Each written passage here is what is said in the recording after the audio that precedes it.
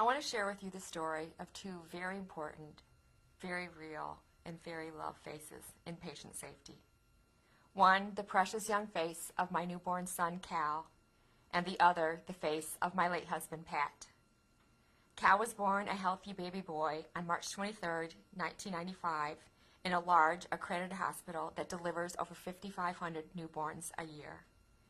Cal was first noted to be jaundiced through visual assessment at 16 and a half hours old, but a bilirubin test was not done. Cal's skin was described to be jaundiced again through visual assessment when he was 23 hours old, but a bilirubin test was not done. Cal was discharged from the hospital when he was 36 hours old and was described as having head-to-toe jaundice, but a bilirubin test was not done. The information we received about jaundice was a simple brochure that never mentioned jaundice could cause brain damage.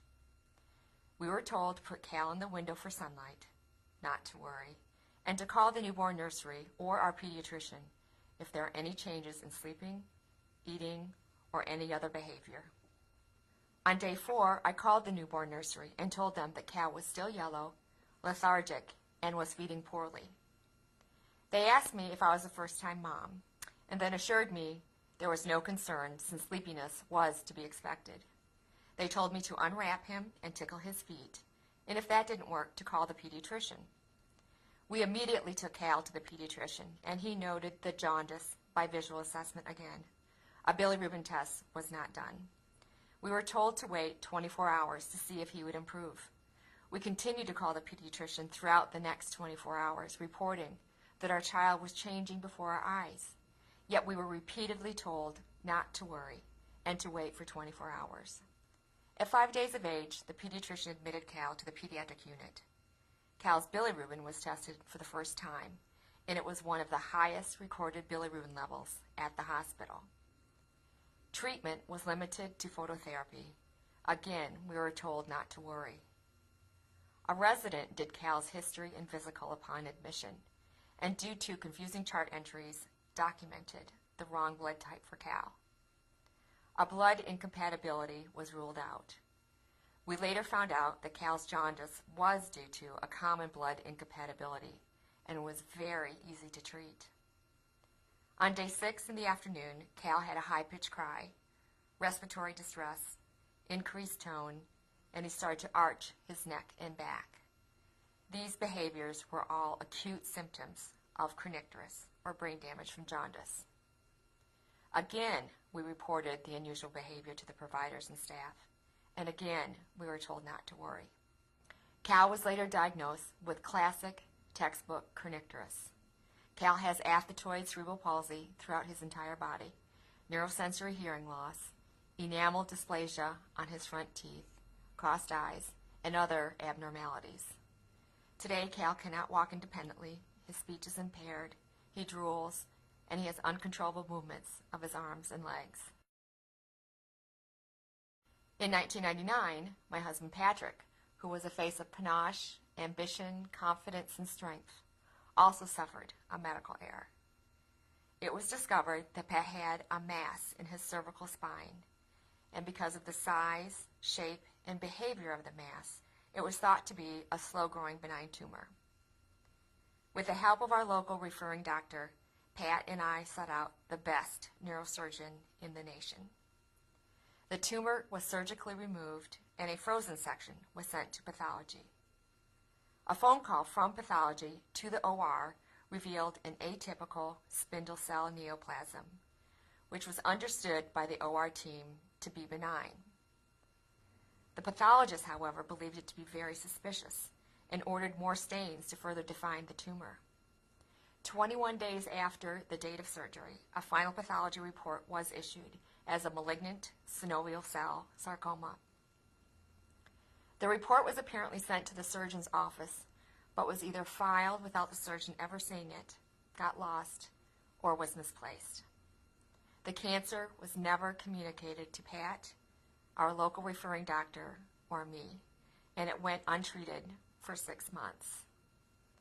Pat's neck pain returned, so we went back to the neurosurgeon to find that the tumor had grown to the size of the surgeon's fist.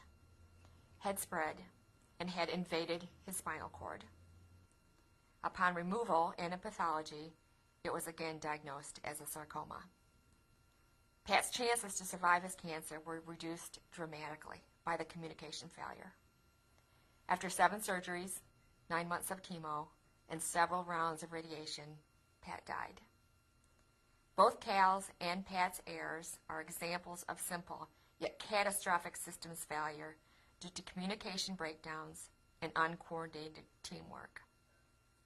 Cal went through several layers of the healthcare system, and each layer failed to stop the succession of error. There was a system-wide failure to include Pat and me in Cal's care.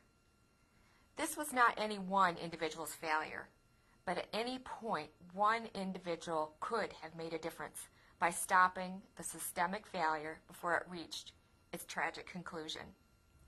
What if a genuine culture of safety that practiced a systems-based approach had been in place? What if our concerns as parents were taken seriously and we were asked to work in partnership with Cal's providers to help identify jaundice symptoms? We, parents, patients, and family members, can be additional eyes and ears to spot symptoms. We can be an extra resource to see, feel, recognize, and report changes and concerns. What if the pathologist had given the surgeon a heads up that Pat's tumor was suspicious and that they had ordered additional tests? Or if someone had contacted the neurosurgeon to ensure the receipt of the malignant pathology results? Or what if the pathologist and the neurosurgeon understood the phrase atypical spindle cell neoplasm to mean the same thing? As a family, we were profoundly let down by the very system that we once trusted implicitly. With this in mind, I ask you to never give up on patient safety. Seize it with relentless passion and embrace it with urgency, honor, and hope. While there may be barriers, patient safety cannot wait. I know from my own efforts, each individual can and does make a difference. And I must say that I have witnessed progress, promise, and the power of partnerships since the errors in my family occurred. I have had the honor of being part of some robust patient safety initiatives that are making a difference. PIC, Parents of Infants and Children with Kernicterus, formed by a group of moms and dedicated to the eradication of kernicterus. CAPS, Consumers Advancing Patient Safety, whose mission is to help create a healthcare system that is safe, compassionate, and just. And WHO, the World Health Organization, which identifies the patient as the core of their newly launched World Alliance for Patient Safety and is dedicated to creating the collective voice of the global consumer in areas such as patient safety, solutions, reporting, and research. These initiatives are all harnessing the passion, the hard-won knowledge, and the spirit of the consumer to work in partnership with healthcare agencies, professional organizations, providers, accreditors, and the insurance industry. Your spoken word, your courage to challenge, your will to engage in teamwork, and your determination to ensure no harm can all be pivotal in determining if a patient lives or dies. You have a powerful opportunity to revolutionize patient safety by recreating how healthcare is delivered, as a team, as a system, as a champion. You are the front line. You are the decision makers. You are our partners. You are not just an individual working in isolation, but the pillar and the cornerstone in patient safety. Ask yourself, how can I be part of the transformation of healthcare and patient safety? Because working in partnership with each other, your co-workers, and your patients, we can make a difference so that daddies and babies and other precious family members and friends are safe from harm. Thank you.